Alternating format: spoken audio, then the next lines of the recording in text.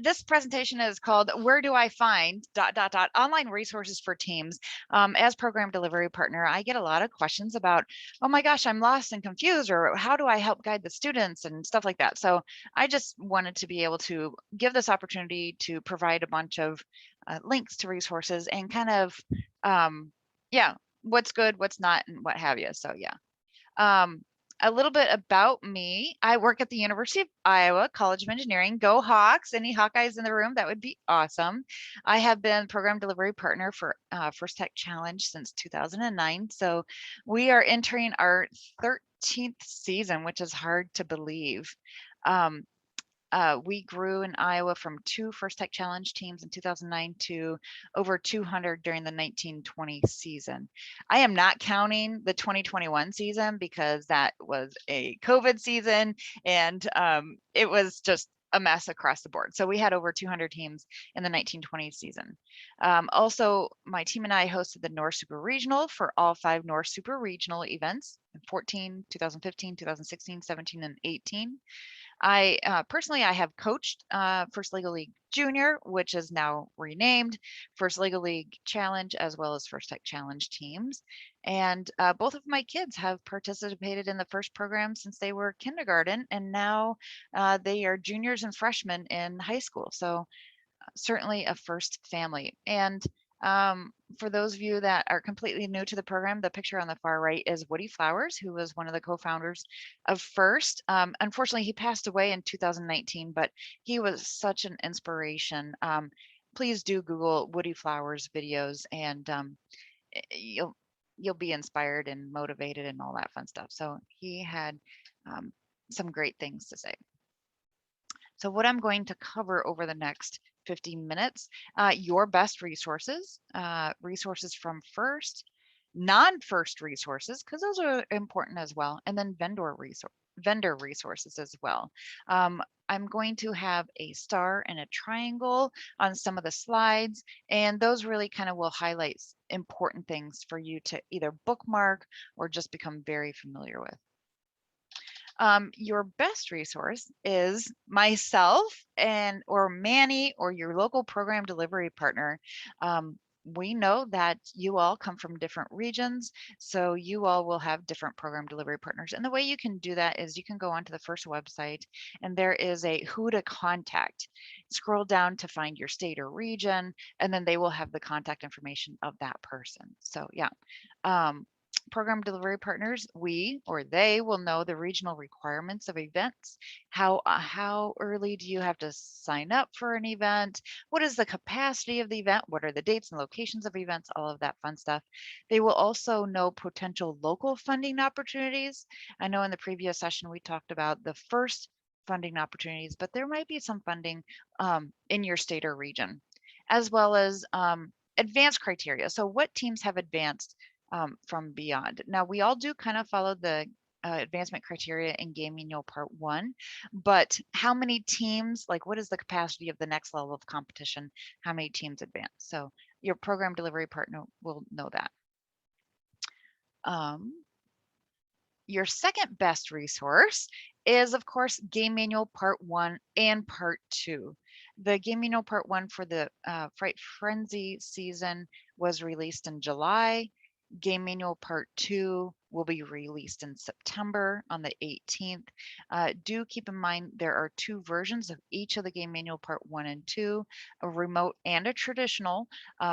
Knowing that, because the pandemic has not been completely calmed down or relaxed, some regions may need to do remote events still. So they are publishing 2 versions of each Game Manual Part 1 and Part 2. We do highly recommend to have at least 1 or 2 students who are proficient with both game manuals. And we do recommend that all coaches and mentors at least review it, so that way they are familiar with it as well.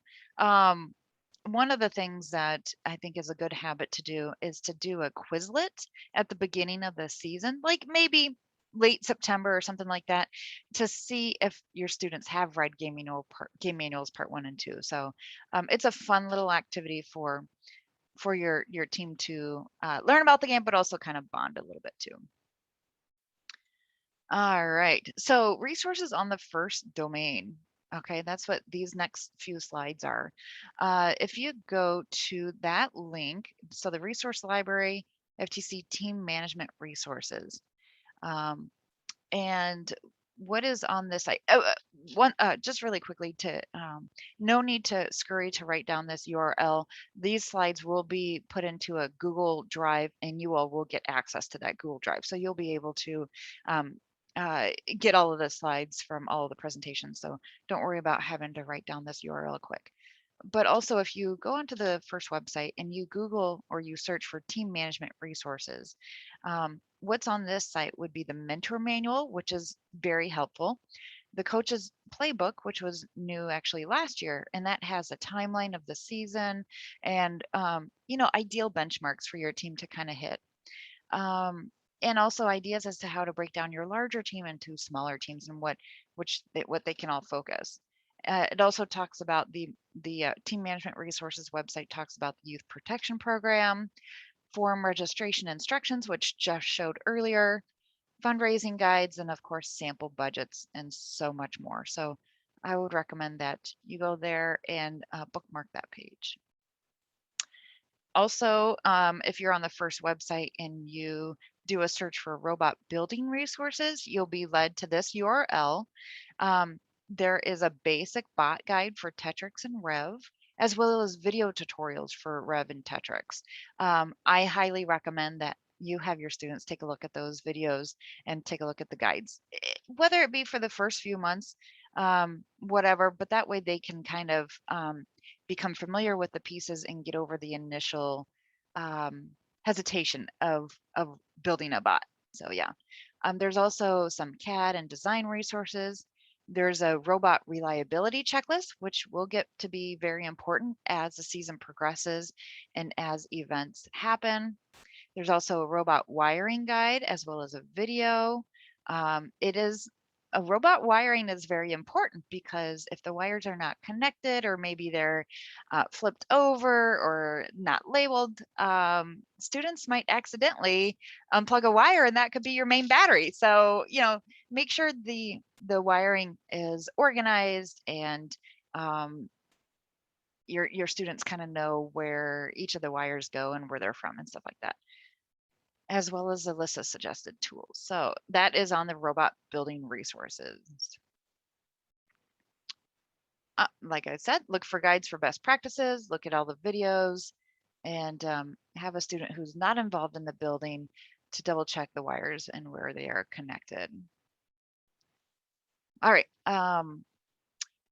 The robot reliability checklist, and I kind of touched a little bit upon that.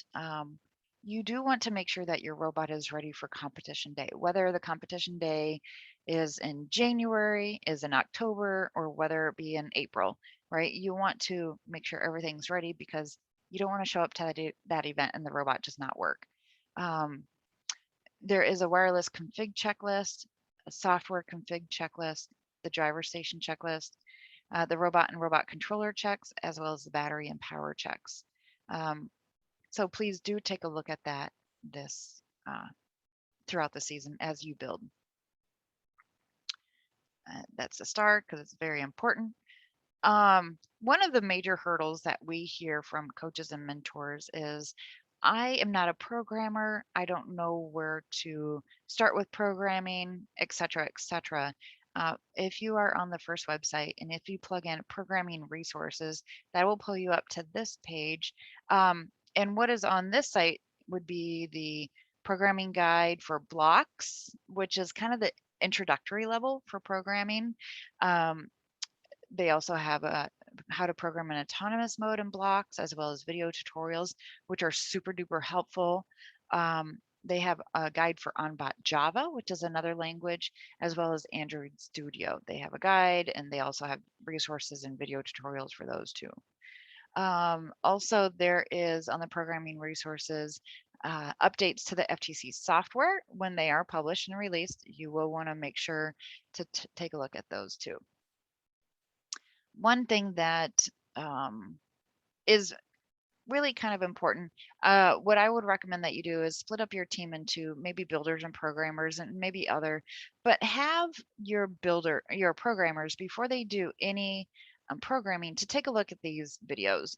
I am not an expert in programming whatsoever. I've maybe, programmed one thing in my entire life, but the videos are very, very helpful, especially if you have new students who have never done it before. Fundraising resources. Once again, if you are on the first website and you just type in funding resources, you'll go to that page. What is on this site would be fundraising guides and toolkits, community analysis, a sample budget in Excel and Word, some really great tips for a team sponsorship packet, including templates, how to maintain sponsor relations, as well as FTC grants. So, and we talked about that a little bit as well. So one of the things to note too is when you go to a sponsor, don't always be asking for monetary donations. Sometimes in-kind donations can be so much more in value than monetary. So for example, maybe a company says, we can't give you money, but we can give you time on our CNC machine, or we can give you a mentor who can come and help out. I mean, that is absolutely phenomenal and so much more worth it as well. So don't necessarily, when you reach out to a company, don't necessarily always ask for money. Also, do check with your local program delivery partner before you reach out to a large local company. We may already have existing relations with them, and they may already be supporting FTC teams. A lot of companies do support FTC teams locally, so they have a very specific geography where they want to support. And so if your team reaches out and says, hey, would you mind supporting them? And they're like, we already support FTC, your team may not be in their local geographic area for support. So do reach out to your PDP before you reach out to any larger companies. Yeah. So the outreach and marketing resources that are once again available on the first website, there's the URL. There are the logo and branding standards and photos. So the logo and branding standards are very important when you start to make your promotional material or your t-shirts, your pit designs, because you want to make sure you use the logo correctly. And there are some requirements and stipulations for teams using the First and First Tech Challenge logos. So please do take a look at those guidelines. Also, there are editable files for recruitment posters too, so that makes it a little bit easier. Yeah. And one of the questions that you may have is like, how do I find out about the events in my area if you haven't heard from your PDP? I know as a PDP, I try to send out emails on a regular basis, and they might be focused or they might be to all of the teams in Iowa or Nebraska.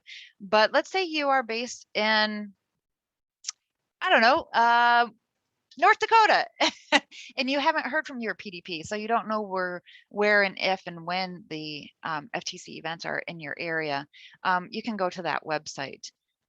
Also on that website too, you'll be able to see the scores and the awards that were issued at those events. And you'll be able to compare how your team is doing in your region with other teams in your region. And this is especially helpful if your region is doing virtual events. So yeah. The Game Forum is another great online resource. It is not through the First Inspires URL, but you can easily access it through the First Inspires website. This game forum is updated weekly throughout the season, and it clarifies the game manuals. So please do take a look at the forum or have a student regularly check the forum. And any rule or regulation that is clarified in the game forum is considered legit and is considered real. So let's say there's a game ruling in the forum and then one in the game manual part 2, and they not necessarily contradict, but the game manual isn't so clear. The game forum will clarify it quite a bit. Becca, Mhm. this URL may change this year. Okay. Okay. We have, I'm not so sure. It may be the same, but it will be a brand new version of the game forum. A lot easier to navigate, a lot easier to find answers. Similar to, if any coaches out there are familiar with the FRC game forum, it's going to look a lot like that one. Okay. So Awesome. um, that's your preview of what the game forum is going to look like for this year. And do we have a timeline as to when that change may occur? When it opens up 2 weeks after kickoff.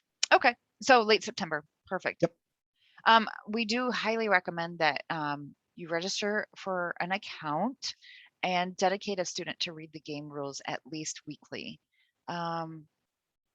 So not being familiar with the new game forum, but in the previous one, there are many things on the game forum that are kind of out of date or from previous seasons. So please do take a look at the date of those posts. So for this Fright Frenzy, I would say anything that is September 18th and beyond for 2021-22, no need to look at Ultimate Goal, no need to look at Rover Ruckus or any previous seasons. So there is a technology forum as well. Now, there is the technology forum. There's a lot of great information there, but unfortunately, a lot of it is out of date.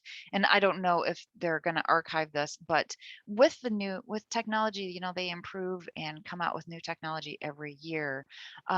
But do take a look at, just skim the technology forum and do look at the post of that. I do know that with the new driver station and robot controller that is being available to FTC teams this year, the information on the technology forum about the Samantha modules, that it's completely out of date as well. So as well as the Android devices. So do take a look at the technology forum with the caveat that some of that stuff might be old. So non-FIRST resources, I recommend GitHub. And you can go to github.com and do a search for First Tech Challenge. What GitHub offers is choosing a programming tool and tutorials for that as well. There's GitHub for FTC blocks, which is highly encouraged for rookie teams, on Bot Java, as well as Android Studio, managing the control hub, how to change the name and password on the control hub, resetting the control hub, updating the firmware, changing the Wi-Fi channel, and they're going to probably have that for the driver station as well. And then also advanced topics such as managing electrostatic discharge or ESD.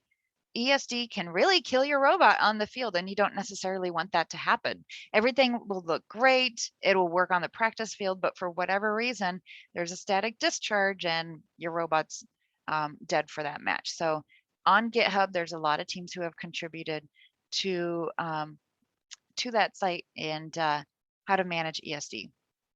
Once again, I would recommend that you register for an account, have a student spend time looking at the GitHub resources, and then please do note that some of the information is published by FIRST staff, while other info is published by teams as well. So the beautiful thing about FIRST and the First Tech Challenge program is everybody is willing and able to share information with other teams. So it's not necessarily proprietary information. It's just kind of like, hey, we want everybody to do well and be successful. So here's what we've discovered and what we've learned. So, and that's kind of what GitHub creates, that community. FIRST does have an official YouTube channel.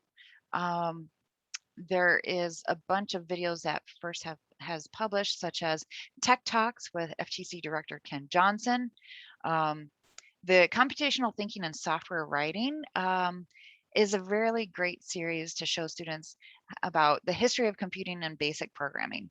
I actually found those videos to be extremely knowledgeable and entertaining. So do take a look at those.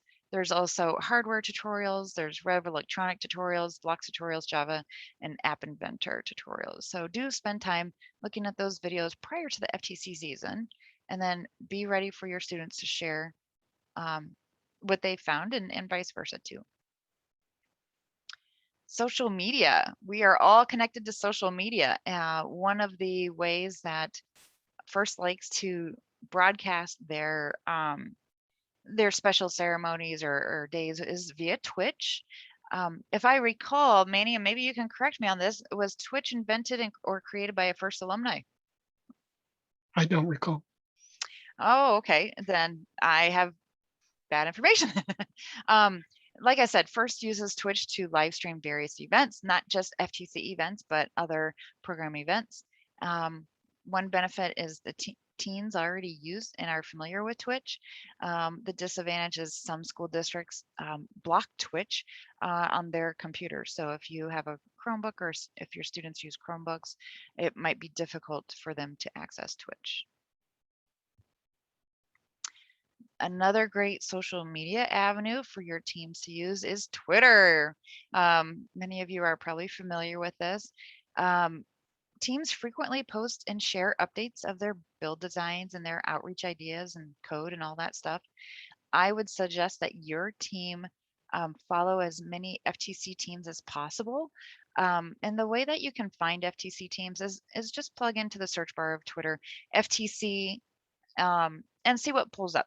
Or you can find a list of FTC teams in your area by the First website, and then do a Twitter search according to those numbers. So like FTC 8953 or FTC 1234, and see what comes up. Don't necessarily follow the teams in your area, but follow FTC teams in general.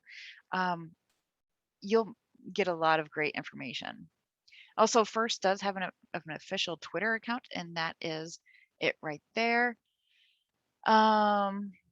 Also, as a word of caution, like other social media, be careful what you see, because some of the information may not be accurate. So there might be a thing going around Twitter about the water game theory.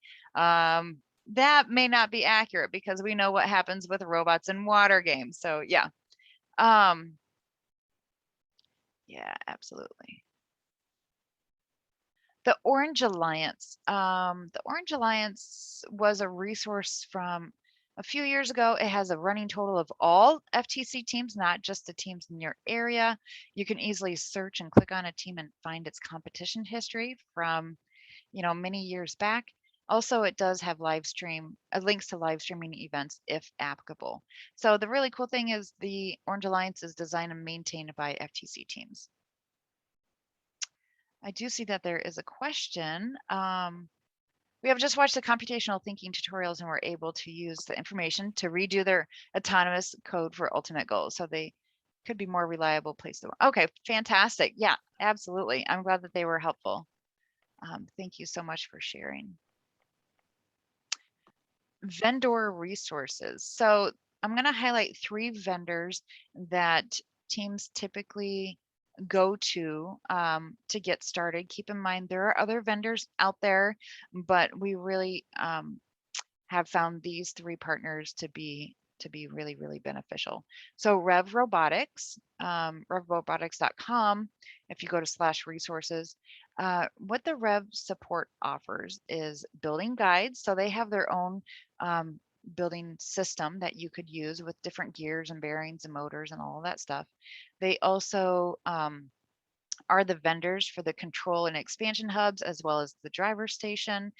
They also, as they produce those control and driver hubs, they also will produce updates to their software and firmware. So you will need to go onto their website. They do have a lot of sensors that teams can use and purchase and be familiar with. They have a lot of great video resources. They have a great CAD library for all of their pieces. So please keep in mind the Rev is the only vendor for the control, expansion, and driver stations. And then Rev will be having a session next week at 1:30 p.m. Central Time. So Mac from Rev will be going through some of their resources that they have. Do keep in mind that Rev does sell items for both for all of the programs, so not just FTC, including First Robotics and First Global Competition. Some of the items they sell for FRC are not legal for FTC, so please do read Game Manual Part 1 and 2 for FTC to make sure that they are legal. You don't want to buy something through the Rev website and then find out it's not legal for FTC. Andy Mark. Andy Mark is an excellent partner as well with the First Tech Challenge community. Andy Mark is the vendor for the field elements for Fright Frenzy, even though this says ultimate goal. Teams can purchase the field perimeter as well as field tiles, gaffer's tape, and tools for the field for Andy Mark. Like we said in the last session, it is not a requirement for teams to have an official competition field for their practices. And then, oh, one really quick note. If you do decide to buy a perimeter, Andy Mark sells these great carrying cases for the panels, and they are extremely handy. Instead of carrying each panel individually or, you know, a few at a time, they're on wheels and there's a great handle, so it's easy to pull along. Andy Mark will be having a session once again next week at 12:30 p.m. Central Time. Andy Mark does include a lot of their, for their products, layout, prints, and CAD files, as well as user guides. And like I did to, like I mentioned with Rev, Andy Mark also sells items for both the First Robotics Competition and FTC. So some of the items that Andy Mark sells are not FTC legal. So please be sure to read Game Manual Part 1 and 2 and check the Andy Mark website. GoBuilder. GoBuilder is a relatively new resource or a new vendor. They have been a great partner with FTC as well. They sell a lot of different pieces that teams use. Their products, each of their products offers pictures of how to use the item. There's item specs and step files for CAD as well as related products. Some of the items on GoBuilder may not be legal for FTC, so please do take a look at that. But they do have a specific area for FTC in the upper left-hand corner of the website. Yeah, so, oops. And then Tetrix. So a lot of teams in the past bought a Tetrix build system. I have seen that teams have started moving away from the Tetrix into the Rev build system. But if you inherited some Tetrix pieces or Tetrix competition kit, that's where you can find that. They do the Tetrix. Tetrix is through Pitsco, which is company based in Manhattan, Kansas, I think it is. They do have item specs and CAD files as well as related products. Once again, they do support other robotics competitions, so please do take a look at their legal and illegal parts. So basically, there are two build systems, Tetrix and Rev. Which one to use? If you inherited pieces from Tetrix, use that. If you have funding that you can buy new equipment, I would recommend Rev. So, but both of them are legal. Okay, I really flew through those slides and I apologize. Is there any information or any questions? I'm just looking here. Hasn't been anything recently. I think we're good. Christopher, you are drinking from a fire hose. That's great. Yes, we do understand we are throwing a lot of information at you. These slides will be available on a Google Drive, so you can come back and refer to them, as well as reaching out to program delivery partner. You all have my information because I've sent you emails, so don't hesitate to reach out to me at all. These sessions are being recorded and they will be posted on YouTube as well. So thank you, Scott. Scott Anson just posted a bunch of links. Yeah. Thank you so much.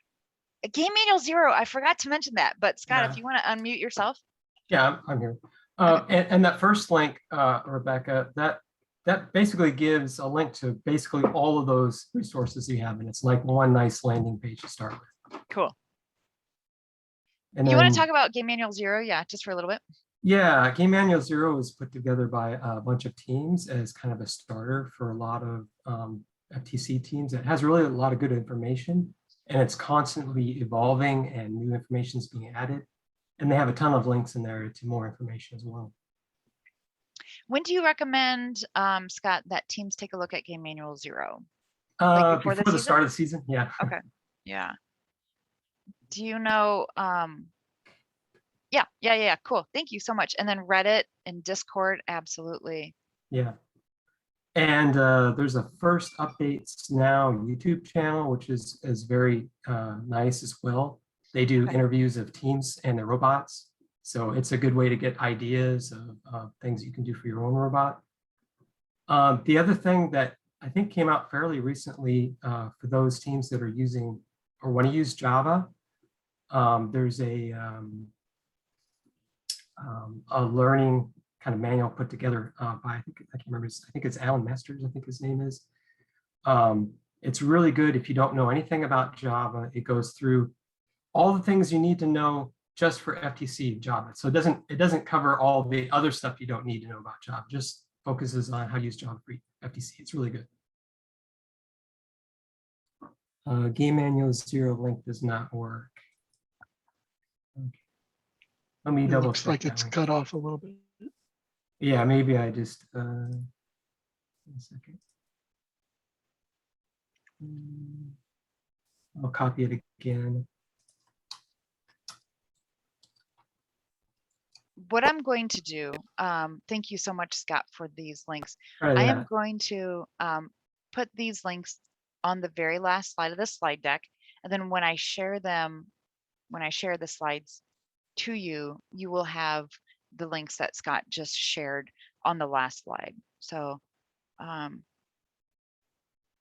thank you, Scott. I'm going to consult with you next time when I put together the slide deck. So yeah.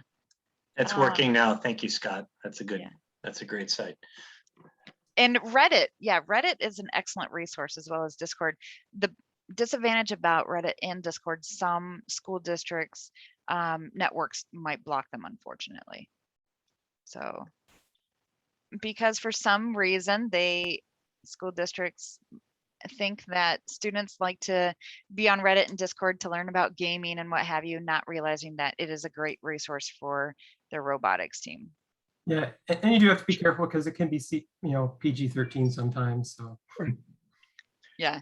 And also just a caveat, the only official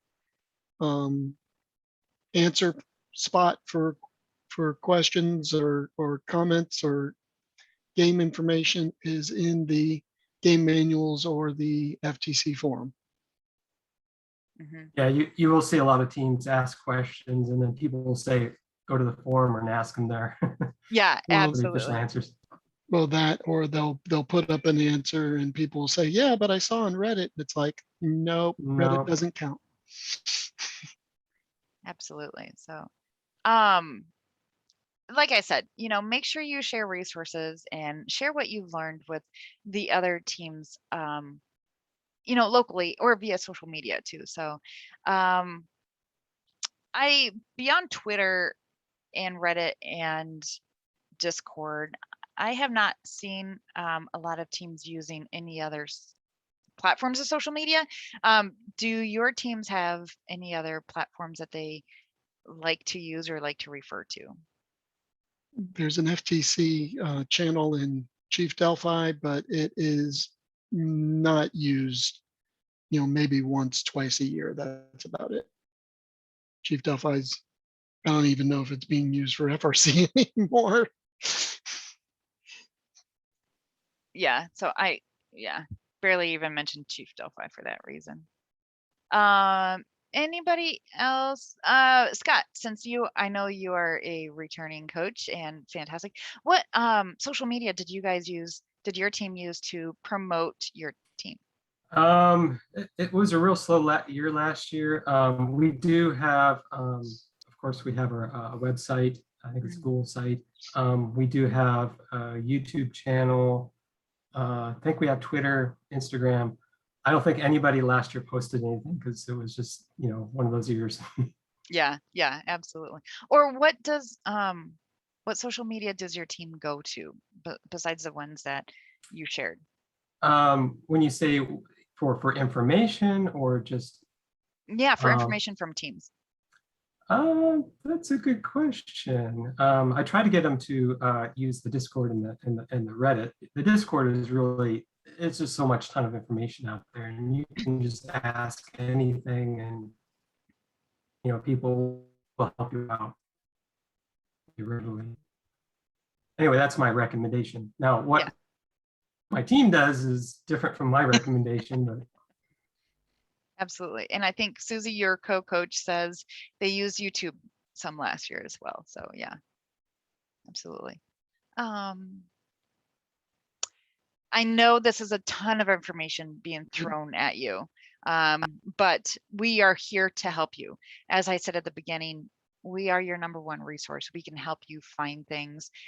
Also, don't hesitate to do a quick Google search too. So if go ahead, Manny, sorry. Linda just shared on the chat that the FTC Share and Learn group on Facebook is a good place as well. I would tend to agree.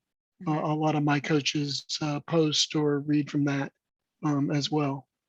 So that's another good spot. And it's in Facebook, and the FTC or FRC or FLL Share and Learn sites are really good. Absolutely. One of the things that we do locally in Iowa, and I know, Manny, you do this in Mississippi, but I'm not familiar if other regions do it too, is we do have a Slack community started up for the teams in our region. So it is an opportunity for teams to, hey, we're going to this event and we need a motor, or we need wheels, or we need whatever, to do a really quick call out for support and help. So if you get an invitation or are encouraged to join a Slack community, I would say go for it. I know I like to share information through that channel, as well as doing newsletters and direct emails and stuff like that. Manny, you also use your Slack community as well. Yes, I don't know how many other regions have Slack, but Georgia has Georgia. one. I think Northern Cal does too, although I'm not in that group. So what is Slack? We got a great question. What is Slack? So it is basically it started as a project management system, and you can create different groups and different channels. I can certainly send you, I'm going to go ahead and put into the chat the URL to join the Iowa Slack.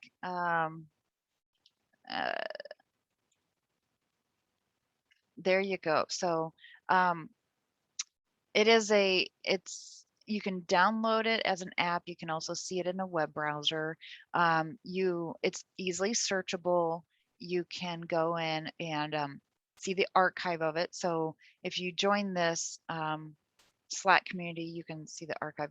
Is it in Australia? I am not sure. I don't know if the government in Australia bans Slack, but feel free to try to join Iowa Slack. So